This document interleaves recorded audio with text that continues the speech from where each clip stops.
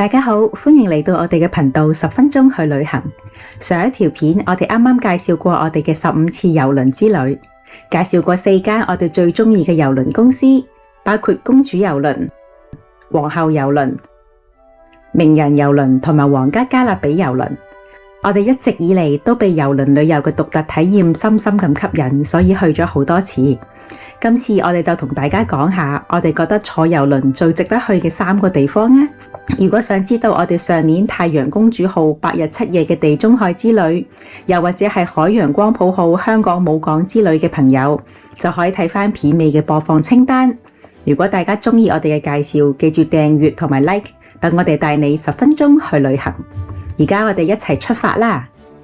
喺我哋15次嘅行程入邊，我哋去過5次地中海，仲去過阿拉斯加、加勒比海、挪威、波羅的海、澳洲、新西蘭，同埋3次嘅香港母港之旅，去過沖繩、石垣、台北同埋高雄。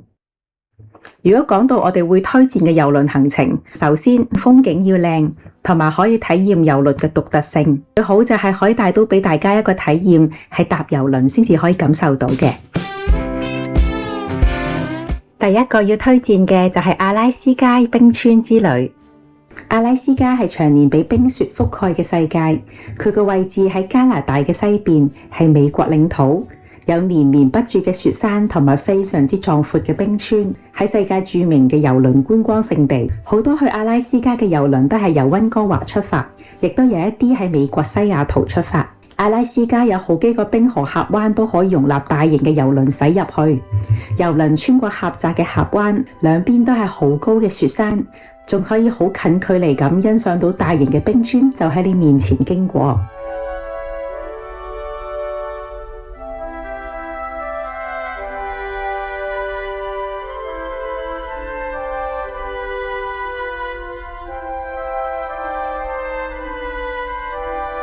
喺行過幾個細嘅冰川之後，終於到達峽灣嘅中間。我哋睇咗2個冰川，分別係冰河灣國家公園同埋學院冰川。郵輪會喺冰川前面短暫停留，仲會原地轉彎，等大家可以近距離咁欣賞到大型嘅冰川。如果好彩嘅話，仲有機會見到冰川前面啲冰跌落嚟，非常之震撼。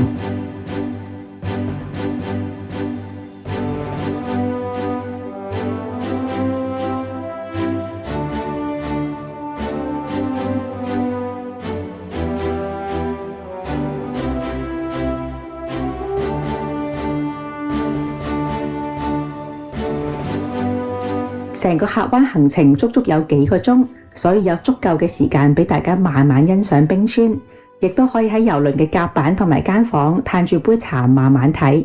坐郵輪欣賞冰川嘅好處就係郵輪比較大同埋高，可以喺甲板平視冰川，欣賞嘅角度同你坐船仔喺冰川下邊向上望係唔同嘅，亦都可以一邊咁樣享受郵輪上面嘅美食同埋服務，甚至可以浸住按摩池，睇住巨型嘅冰川就喺眼前經過。呢啲暗藍色嘅就係冰川啦，因為兩極嘅地區太凍，長年積雪，經過壓力同埋重力，啲雪就會慢慢變實，空氣被壓出結晶就會變大，變成藍色嘅冰川，佢會好似河咁樣向下流動。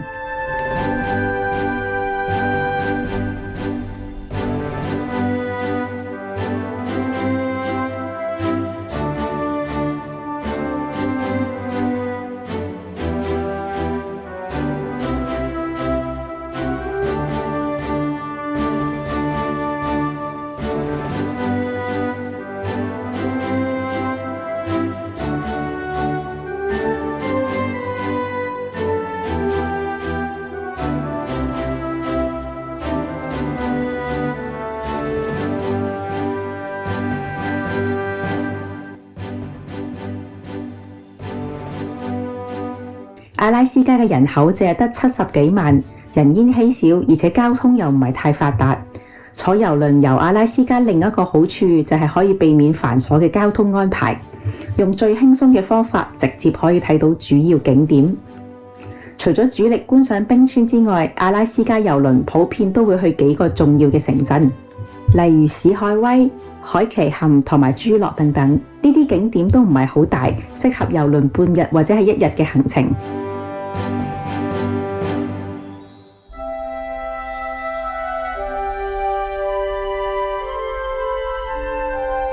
海奇坎係阿拉斯加人口第6多嘅城市，綽號係世界三文魚之都，有好多彩色嘅屋仔可以打卡影相。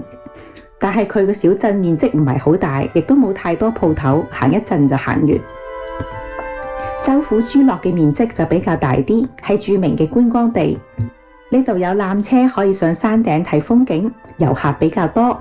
郵輪上面可以預訂冰川直升機嘅觀光行程，呢個非常之推薦。所有旅客都會着埋統一嘅冰川服裝同埋冰爪鞋，然後坐直升機降落去冰川上面，仲可以企喺冰川上面影相。直升機喺降落冰川之前仲會盤旋飛行，飛到好近個冰川表面，可以睇到厚厚嘅冰川同埋藍色嘅冰塊，非常之震撼。至於最後一站史海威，係淘金熱期間重要嘅港口，而家已經成為好受歡迎嘅旅遊目的地。呢度可以坐著名嘅懷特山口育空火車，呢段火車路非常之斜，部分嘅斜度甚至達到3.9%。仲有好多懸崖同埋轉彎，所以好出名，有世界上最靚嘅窄軌鐵路之稱。我哋坐公主郵輪海盜公主號，其他郵輪公司多數都係睇一個峽灣，但係公主郵輪就會睇2個，呢點都好重要嘅，因為我哋去到冰河灣國家公園嘅時候，天氣唔係幾好，唔係太睇得清楚冰川嘅藍色。好彩隔2日去學院冰川嘅時候就萬里無雲，睇起嚟靚好多。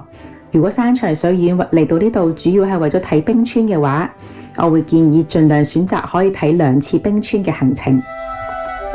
阿拉斯加嘅冰川同埋我哋後來去嘅挪威同埋新西蘭相比，啲冰川大好多，震撼好多，非常值得嚟睇下。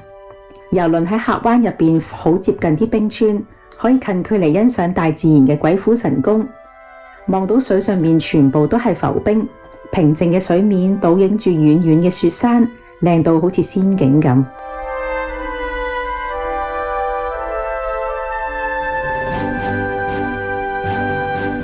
最神奇嘅地方係一覺瞓醒，就咁由睡房嘅露台望出去，就已經可以睇到巨大嘅冰川喺個面前度經過。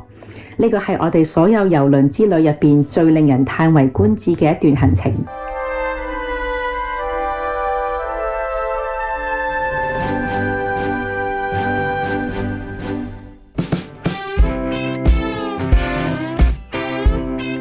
我哋第2個要推薦嘅行程係挪威峽灣之旅。雖然都係壯麗嘅自然景觀，但係同阿拉斯加唔同，挪威嘅風景偏向秀麗一啲，翠綠嘅山丘加埋北歐式嘅屋仔，感覺又靚又柔和，直頭好似入到童話世界咁。我哋坐維多利亞皇后號喺英國修咸頓上船同埋落船，喺挪威總共上岸4次。成個行程嘅重點就係郵輪會駛入去蓋朗厄爾峽灣，呢個係一個景觀巡遊。蓋朗厄爾峽灣係聯合國教科文組織嘅世界自然遺產，係挪威最受歡迎嘅旅遊地點之一。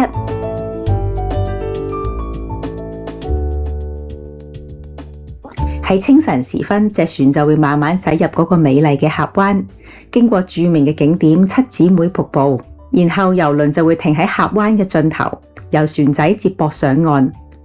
岸上面景點都好靚㗎，有可以從高處望到成個峽灣嘅觀景台。呢度有張著名嘅皇后椅，雪山上面仲有個更高嘅 plateau 觀景台，可以睇到著名嘅老鷹之路。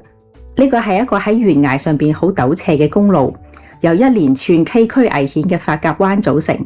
我哋5月坐郵輪到訪挪威，天氣啱啱開始暖，山上面嘅路啱啱重開，但係到處都仲係俾白色嘅冰雪覆蓋。山上面嘅湖都結晒冰，上邊仲有厚厚嘅白雪。而山上面嘅公路啱啱鏟完雪，睇下呢個雪原本有幾厚，仲高過成個人啊！有啲似日本立山黑部嗰個大雪場咁，個景色真係好靚。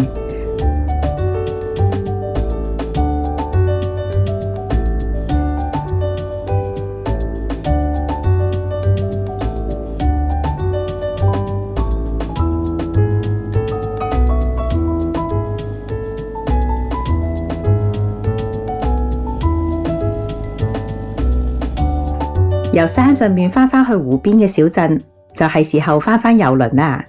我哋坐維多利亞皇后號去挪威嘅時候，喺離開蓋洛厄爾峽灣嗰時候，有一段景觀巡遊。巨大嘅郵輪喺狹窄嘅峽灣入邊慢慢向前行，兩邊都係高聳嘅峭壁，真係非常之靚。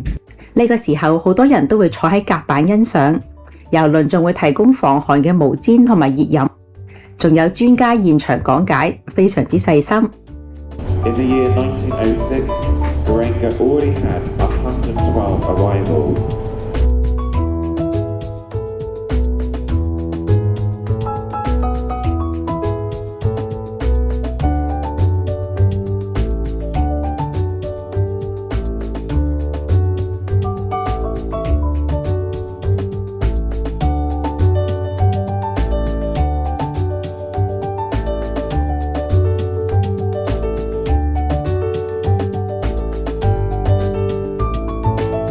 另外一日，郵輪會到達奧爾登，呢個係挪威西部一個風景優美嘅村莊。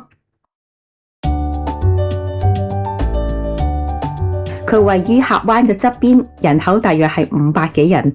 我哋清晨到達，呢個時候個峽灣平靜到好似塊鏡咁，完美咁樣反射到側邊嗰啲翠綠嘅山巒同埋屋仔。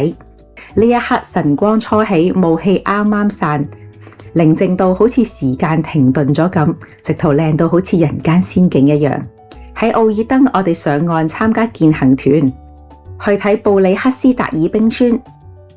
布里克斯達爾冰川係另外一條歐洲最大嘅冰川嘅分支。我哋行咗大約45至60分鐘，就可以睇到遠處嘅布里克斯達爾冰川啦。中途嘅風景好靚，見到小溪同埋瀑布。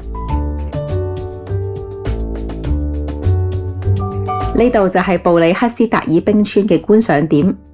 不過我哋今日可以睇到嘅冰川好短，唔算太壯觀。聽講以前冰川比較大嘅時候，係由個山頂一路去到個湖邊嘅。睇完冰川之後，我哋又要行1個鐘頭左右返去個集合點。咁樣行法其實係有少少攰嘅。其實呢度有小型嘅電動車可以俾錢坐，一去程買定來回飛。回程嗰程巴士嘅風景都好靚，啲湖泊好似鏡咁影到側邊嘅山同埋遠處嘅雪山，真係好值得睇下。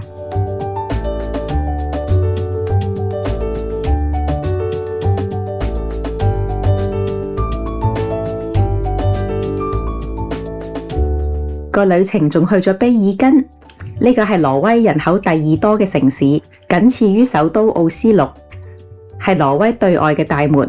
歐洲最大嘅郵輪港其中嘅一個，岸邊就係德國碼頭，亦都係聯合國教科文組織世界文化遺產。呢一條街而家主要都係賣紀念品多。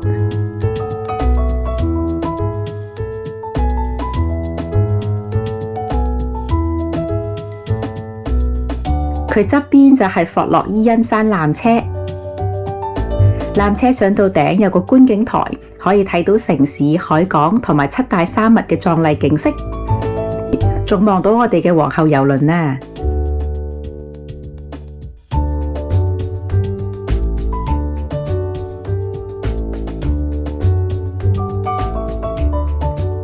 最後一站就係斯塔曼格，呢度嘅人口係挪威排第4多。我哋去呢度坐船仔去睇著名嘅報道台，報道台又叫做聖壇岩，喺挪威西南部嘅呂瑟峽灣入邊，係挪威最著名嘅自然景點之一。喺峽灣嘅峭壁邊緣有一塊巨型嘅方形岩石，高604公尺，個頂好平，因為好似教堂嗰啲講台，所以就叫做報道台。多數要行到報道台係需要行4至5個鐘頭嘅來回。去到上面影相非常之震撼，可以居高臨下俯瞰到成個峽灣。不過我哋冇時間同埋體力啦，所以就選擇搭船由下邊向上睇。不過呢個角度真係完全唔壯觀，報道台睇起嚟同其他嘅岩石冇咩大分別，都要揾咗好耐先至揾到佢喺邊度。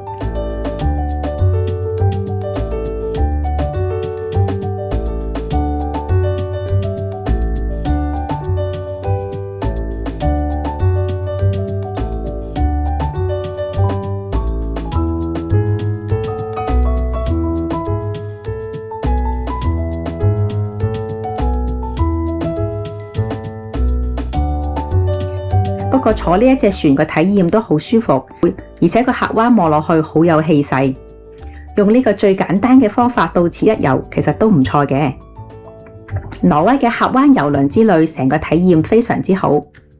無論係峽灣景觀巡遊，或者係停泊嗰幾個小鎮都好有特色。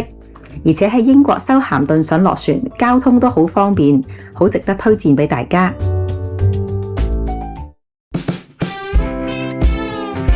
第三個我最中意嘅郵輪航線係地中海。地中海好大，可以坐郵輪去嘅地方好多。主要嘅航線分為西地中海同埋東地中海。西地中海一般就包括西班牙、法國、意大利，而東地中海就係希臘、土耳其、克羅地亞、以色列同埋埃及。當中亦都包括意大利同埋馬耳他，因為佢哋喺正東西之間。我哋之前坐咗5次郵輪去地中海。東西航線上面嘅熱門城市我哋都去過。我哋覺得地中海嘅好處就喺船上面嘅時間比較短，7日嘅船程入邊可以輕鬆咁睇好多個國家或者城市，而且沿途嘅歷史同埋文化都好豐富。其中我覺得伊斯坦堡、馬耳他同埋威尼斯嘅印象最深刻。呢啲城市除咗本身好靚之外，仲有好多古建築，非常之有觀光價值。另外好重要嘅一點就係呢啲城市要有一個寬闊而且靚嘅海港，等郵輪可以直接駛入去，而且停喺個城市嘅市中心。我哋就可以用水平嘅視覺，零距離咁樣欣賞兩邊嘅古老建築。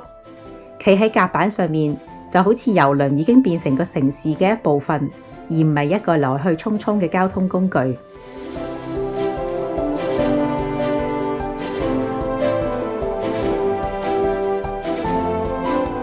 地中海第一個必去嘅地點係伊斯坦堡。伊斯坦堡係土耳其嘅最大城市，橫跨歐亞大陸，係世界上唯一橫跨2大洲嘅城市，係全球熱門嘅旅遊地。佢嘅歷史好悠久，主要嘅景點包括聖索菲亞大教堂，佢有1500年嘅歷史，係聯合國教科文組織世界遺產。原本係東正教嘅教堂，後來俾奧斯曼帝國征服之後改為清真寺，仲加咗4座宣禮塔。由於呢度獨特嘅歷史，難得可以見到穆斯林同埋基督教嘅宗教裝飾同時喺呢度出現。例如個大穹頂下邊就有4個基督教嘅天使馬賽克。伊斯坦堡嘅景點比較大，就算一次過有大量嘅遊客嚟呢度，都唔會太過擠迫，比較適合郵輪旅遊嘅性質。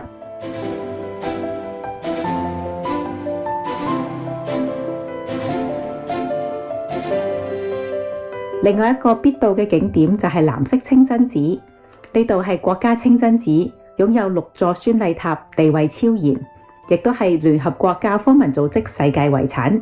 佢因為室內嗰啲磚所用嘅顏色係藍色，被稱為藍色清真寺。呢度非常之壯觀，係伊斯坦堡嘅標誌。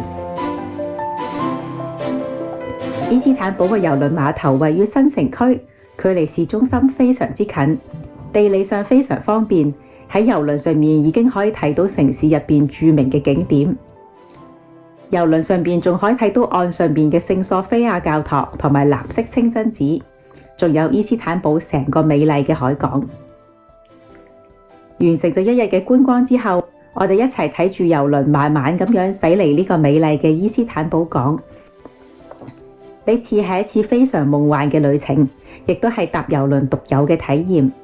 沿途可以清楚咁睇到舊城區上面嘅聖索菲亞大教堂同埋藍色清真寺，喺黃昏嘅襯托下邊顯得格外壯觀。雖然郵輪之旅嘅岸上觀光時間有限，多數都係走馬看花，呢點有啲不足，但係可以坐喺甲板上面睇住船拖住長長嘅尾跡，慢慢咁駛離呢個壯觀嘅城市。加埋漫天海鷗隨船飛翔，呢個可以話係郵輪之旅入邊其中一個最美好嘅回憶。如果有興趣睇返我哋伊斯坦堡完整行程嘅影片，可以撳右上角嘅連結。第二個地中海必到嘅國家係馬耳他。馬耳他喺地中海嘅中心，人哋叫佢做地中海嘅心臟。佢歷史悠久，有成7000年嘅歷史。曾經俾好多個文明統治，所以有大量嘅城牆同埋古建築，係世界著名嘅觀光勝地。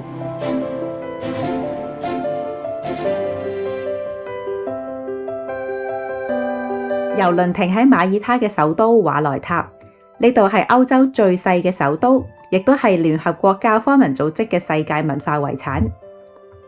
呢度主要嘅景點包括巴洛克特色建築嘅古老街道、圍城中戰爭紀念碑、上巴拉卡花園同埋禮炮。呢度仲可以見到個 Grand Harbour 同埋對面嘅三姊妹城。呢度係成個城市最靚嘅地方。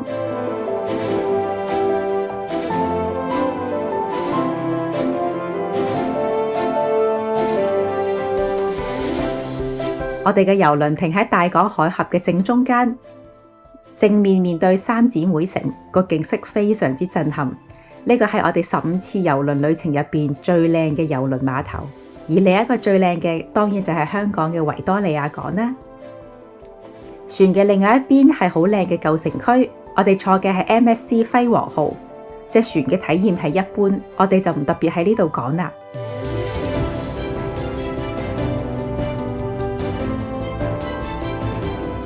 我哋隻船喺黃昏嘅時候離開瓦萊塔，呢個亦都係一次非常之夢幻嘅旅程。巨大嘅郵輪穿越海港，金黃色嘅夕陽照喺兩岸嘅古建築上面。我哋企喺露台上邊，上巴拉卡花園同埋三姊妹城就喺我哋眼前經過，靚到好似一幅會移動嘅古畫咁。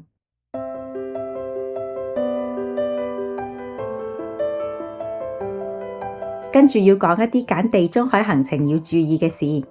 地中海有好多小島都係郵輪嘅熱門地點，例如希臘嘅聖托里尼同埋 Mykonos。呢啲地方風景都好靚，係好著名嘅觀光區，亦都好多遊客去。所以同一日可能有幾隻大型郵輪同時泊岸。但係呢啲小鎮一般都比較細，如果同時有過萬人湧上去嘅話，個小島真係逼到行都行唔到，非常之影響觀光嘅體驗。所以如果揀呢啲小島作為郵輪嘅目的地，要有心理準備會好逼，又或者考慮返用自由行嘅方法，而且喺呢啲小島度住一晚，咁就可以避開日間嘅人潮高峰，好好咁樣享受當地嘅風情。另外一啲郵輪會去嘅城市，其實個城市同港口都離得好遠，例如羅馬嘅奇偉塔維基亞港，距離羅馬市有個半鐘車程。而佛羅倫斯距離佢嘅港口亦都有個半至2個鐘嘅車程。多數郵輪一日嘅岸上觀光團大約係7至8個鐘。你諗下，如果其中有一半時間係花喺車程上面，其實就唔係太抵嘅。所以當你揀行程嘅時候，要留意返你想去嘅城市距離佢個郵輪港口會唔會太遠。我哋今條片係繼馬爾代夫影片之後，我哋頻道第2條超過20分鐘嘅影片。如果睇到呢度嘅朋友，非常之多謝你嘅支持，希望我嘅分享可以幫到大家。如果大家有興趣睇我哋太陽公主號地中海之旅同埋香港海洋光譜號之旅嘅朋友，可以睇返片尾嘅播放清單。如果大家鍾意我哋嘅介紹，記住訂閱同埋 like， 等我哋帶你10分鐘去旅行，亦都可以去我哋嘅 Facebook 同埋 Instagram 交流一下。